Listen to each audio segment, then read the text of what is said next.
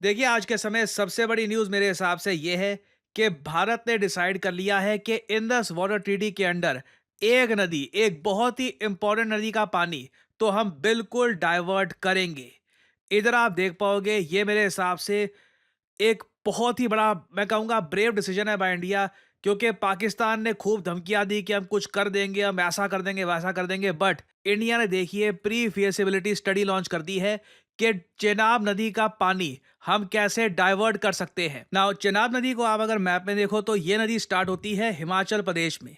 उसके बाद जम्मू कश्मीर से गुजरकर ये जाती है पाकिस्तान में। पाकिस्तान के लिए ये बहुत ही इंपॉर्टेंट नदी है। और भारत ने अब लॉन्च कर दी है एक प्री फिजिबिलिटी स्टडी कि क्यों ना इसका जो पानी है ये हम हमारी जो स्टेट्स है वहां पर डाइवर्ट करें। पंजाब है, उसके अलावा राजस्थान है, हरियाणा है, वहां तक हम ये चिनाब का पानी क्यों नहीं पहुंचा सकते, क्योंकि नीड हमारे यहाँ भी है। हमारे यहाँ देखिए अर्बनाइजेशन लगातार बढ़ती जा रही है। भारत की आबादी अभी भी लग रहा है कि थमेगी नहीं। लग रहा है कि एक 160 करोड़ के आसपास का टॉप बनेगा, उसके बाद डिक्लाइन आएगा आबादी में। तो हमें भी पानी चाहिए होगा। और इसके लिए आपने देखा होगा आर्टिकल्स में प्री फिजिबिलिटी स्टडी लॉन्च होती है ना। इसका मतलब क्या है? जो ये शब्द है ना फिजिबल, इसका मतलब होता है कि कोई चीज पॉसिबल है या नहीं। आप मान लो कि मुझे कोई स्कीम बताते हो कि हम ये कर देंगे, ये बिल्डिंग बना देंगे। मेरा पहला सवाल होगा, इज इट फिजिबल? क्या ये पॉसिबल है? क्या ये हम कर पाएंगे?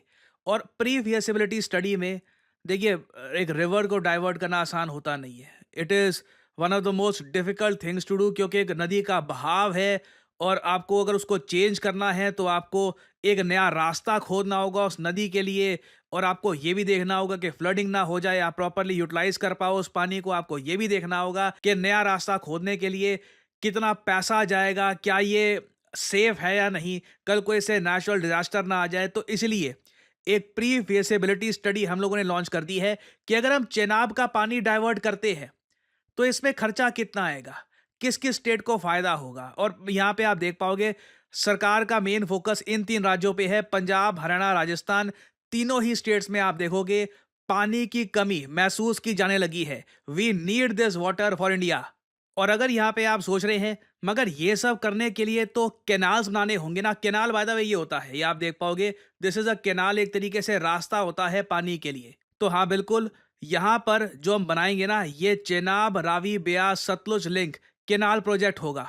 इसको ऑलरेडी फास्ट ट्रैक तरीके से हम आगे बढ़ा रहे हैं। और भारत के कई ऑफिसर्स ये भी कह रहे हैं, इंदस वाटर ट्रीटी जो नेहरू जी के टाइम में साइन करी गई थी, उसमें बंटवारा पानी का कुछ ऐसे हुआ था ना कि 20% पानी मिलेगा भारत को, 80% मिलेगा पाकिस्तान को, जो कहीं से भी सेंसिबल नहीं है। मैं आपको एक बात बताता हूं, देखिए इंदस वाटर ट्रीटी इतनी अजीब है कि पूरे एशियन कॉन्टिनेंट में ना ऐसी कोई ट्रीटी आपको मिलेगी नहीं।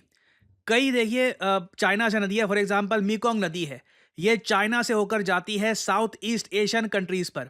चाइना ने कभी कोई ट्रीटी साइन नहीं करी कि देखिए हम अपस्ट्रीम कंट्री है, हमसे पानी नीचे जाएगा तो हम पानी रोकेंगे नहीं, इतना परसेंट इनका, इतना परसेंट हमारा, नहीं।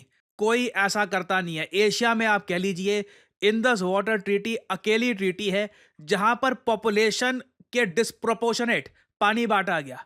आप ये भी सोचकर देखिए, इंदस वाटर ट्रीटी के अंडर 80% पानी पाकिस्तान को देने की क्या जरूरत है। ये लोग लिटरली काफी बार अपना पानी वेस्ट करते हैं। हमने इनको इतना पानी दे दिया कि कभी इनको प्रॉपर रिजर्वायर्स, वाटर कंजर्वेशन कैसे करें, ये सब सीखने की जरूरत ही नहीं पड़ी। ऐसे ही इनका काम चलता रहा। बट अब इधर आप देख पाओगे, under the Indus water treaty India was allowed up to 20% of the water for the non consumptive purposes and plans to demand permission to use up to 40% of the water in case of renegotiation. तो जो भी रीनिगोशिएशन अभी होगी ना, इसको लेकर Bharat openly 40% यहां पर शेयर डिमांड करेगा। और मुझको वैसे यहाँ पर यह बोलना पड़ेगा, ये अभी गवर्नमेंट का ऑफिशियल स्टांस है नहीं। ऑफिशियल स्टांस गवर्नमेंट का क्या रहने वाला है ये कुछ समय बाद हमको पता लगेगा। बट ये बात तय है, आने वाले 10 सालों में भारत 5 लाख करोड़ रुपए खर्चेगा वाटर इंफ्रास्ट्रक्चर में। जो हमारी ये स्टेट्स है, देखिए जो पानी की कमी महसूस हो रही है, पंजाब, हरियाणा, राजस्थान, दिल्ली, गुजरात, उत्तर प्रदेश में, ये रियल है। इसे हमें सॉल्व करना होगा। अगर पाकिस्तान अपना पानी प्रॉपरली मैनेज नहीं कर पा रहा तो इसकी जिम्मेदारी हम पे नहीं है। हम ऐसा नहीं हो सकता कि किसी पुरानी ट्रीटी के अंडर 80% पानी पाकिस्तान को देते रहे। तो हम लोग तो देखिए पानी डाइवर्ट करेंगे, हमारी बढ़ती आबादी है उसको पानी चाहिए। और आई थिंक कहीं ना कहीं दोनों कंट्रीज को ना बैठकर ये जेन्युइनली सोचना होगा कि पूरे रीजन की तरक्की के लिए कैसे हम पानी ऐसे डिस्ट्रीब्यूट करें कि दोनों पार्टीज खुश हो। क्योंकि एक पुरानी कहावत है, a good deal is such where both the parties are unsatisfied. Now इस पर्टिकुलर केस में ना भारत को अनसेटिस्फाइड होने की जरूरत नहीं है, क्योंकि all the cards are with us. सारी नदियां हमारी धरती से होकर गुजरती है और भारत का प्लान ये है 2025 से 2035 तक। इस पर इन्फो डेटा ने बहुत अच्छा ये इन्फोग्राफिक तैयार किया था कि ये सब कैनाल बनाकर जो यहाँ पे आप देख रहे हैं, ये सब कैनाल्स बनाकर हम इन सभी भारतीय राज्यों की जो पानी की कमी है ये कंप्लीट करने की कोशिश करेंगे, all the way to Gujarat Bhuj. इधर आप देख पाओगे एक जम्मू भुज कैनाल भी आपको दिख जाएगा। तो जो प्लान्स हैं ये बहुत ज्यादा बड़े हैं और टोटल भारत में 50 करोड़ लोगों को इससे बेनिफिट होगा। जो पाकिस्तान का तर्क है ना कि देखिए भारत हमको प्यासा मारना चाहता है, बाय द वे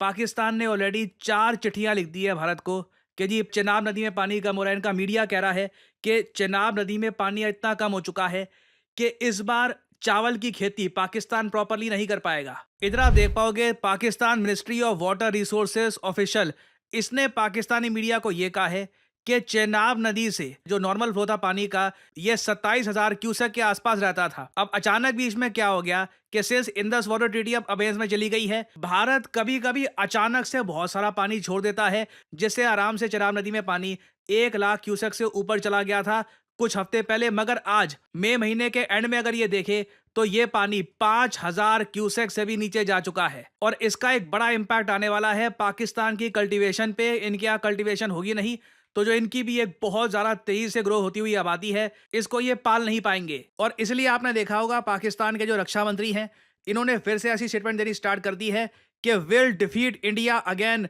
जो वाटर वॉर है चनाब नदी को लेकर अगर ये बहुत ज़्यादा बढ़ जाएगा तो ये कुछ अटैक कर देंगे इंडिया पे, कुछ डैम्स पे अटैक कर देंगे। ऐसी बहुत सारी बातें पाकिस्तान की तरफ से बोली जा रही है। ये जरा आप देख पाओगे, ये वीडियो कुछ सेकंड्स की है, ये देखिएगा।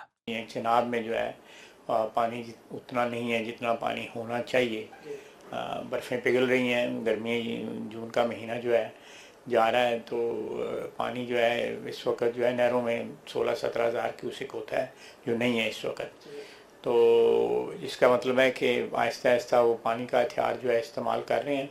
इसका भी सद्देबाब हो जाएगा। पहले उनको जो जंग में जो है रवायती जंग में शिकस्त हुई है, अब पानी की जंग में भी इंशाल्लाह ताला उनको शिकस्त होता है। कोई बैकडोर मुज़ाकरात जारी है?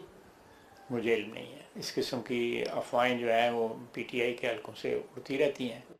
अब देखिए अपनी जनता को खुश करने के लिए ये ऐसी स्टेटमेंट दे देंगे कि इंडिया पे अटैक कर देंगे पानी के लिए वगैरह, मगर घूम फिर के पाकिस्तान को जेन्युइनली सोचना होगा कि अगर ये पानी की वेस्टेज कम करे। अब कराची में कई बार जो पानी की कमी महसूस होती है ना उसका बड़ा रीज़न है वाटर वेस्टेज। पाकिस्तान में कमाल की है, ये इस टाइप का कंट्री है जब तक इनको दिखता नहीं है कि कोई चीज़ करने की आवश्यकता है करते ही नहीं है।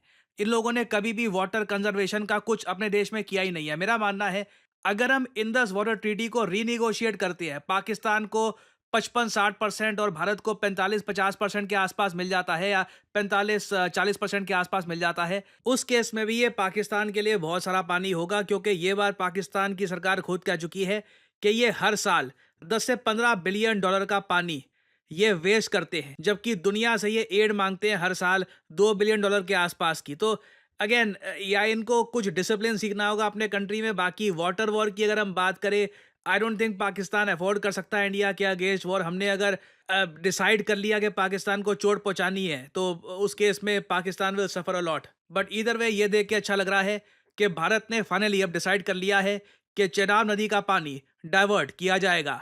देखिए मेरा मानना है अगर आज के समय आप आर्टिफिशियल इंटेलिजेंस का इस्तेमाल नहीं कर रहे काम में तो आप किसी और ही युग में जी रहे हैं। क्योंकि AI की मदद से आप बहुत सारी जॉब्स कर सकते हैं, आप बहुत सारा पैसा कमा सकते हैं, अपने आप को अपस्किल कर सकते हैं। फॉर एग्जांपल अगर मान लीजिए मैं दिखाना चाहता हूं कि कैप्टन अमेरिका ये मुंबई के किसी बिजी स्ट्रीट में वड़ा पाव खा रहा है और उसके ऊपर एक बहुत ही अट्रैक्टिव टेक्स्ट में लिखा है यमी, तो मैं आसानी से कर सकता हूँ सही प्रॉम्प्ट डालकर। और इधर आप लोग देख सकते हैं it was just that easy. इसके बहुत सारे वेरिएंट आप बना सकते हैं। अगर मैं चाहूँ कि इस इमेज को मैं मूव करवाना चाहूँ तो इस तरीके से, जैसे कि अपनी स्क्रीन पे आप देख पा रहे हैं, मैं बहुत सारे जनरेटिव एआई सॉफ्टवेयर की मदद से इस इमेज को मूव करवा सकता हूँ, एक स्टोरी क्रिएट कर सकता हूँ। I can pretty much do anything. और ये सिर्फ एक छोटा सा एक बहुत ज़्यादा छोटा सा एस्पेक्ट है जनरेटिव एआई का।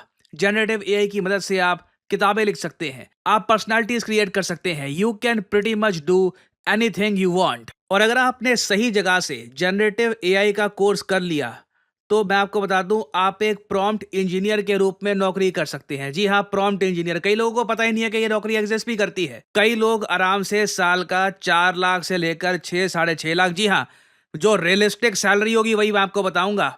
कई लोग होंगे जो आज के समय कहते हैं कि जी हमारा कोर्स कर लो, फिर 25 30 50 लाख वगैरह। जो रियलिस्टिक चीज़ होगी वही मैं आपको बताऊंगा। प्रॉम्प्ट इंजीनियर को गूगल कर लीजिएगा, प्रॉम्प्ट इंजीनियर जॉब्स। आराम से 4 लाख से लेकर साढ़े 6 के आसपास सैलरी होती है उसकी। और डिपेंड करता है आपके एक्सपीरियंस पे। And you can start your career. आप खुद का एआई स्टार्टअप कर सकते हैं, आप कंटेंट क्रिएटर बन सकते हैं।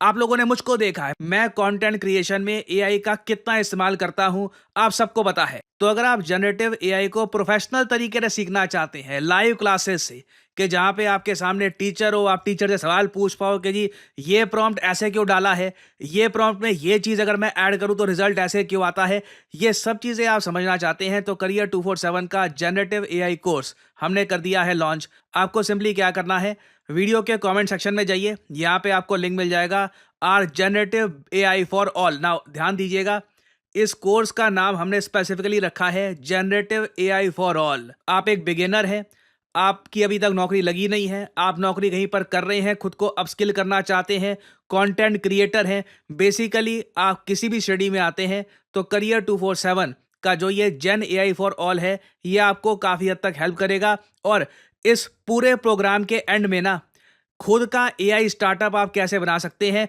उसका प्रोजेक्ट भी साथ ही साथ किया जाएगा। ये सभी टूल्स को यूज कैसे करना है, ChatGPT, Midjourney, DALL E, various type के आज के समय जो जनरेटिव एआई के टूल्स हैं, इनको इस्तेमाल कैसे करना है, ये सब आप सीख पाएंगे करियर 247 पे। आपको सिंपली करना क्या है, यहाँ पे अपना नाम डालिए, अपना ईमेल आईडी, अपना नंबर और ऑब्वियसली डिस्काउंट कोड यहाँ पर डालना PD10, ताकि आपको डिस्काउंटेड रेट पे कोर्स मिल जाए।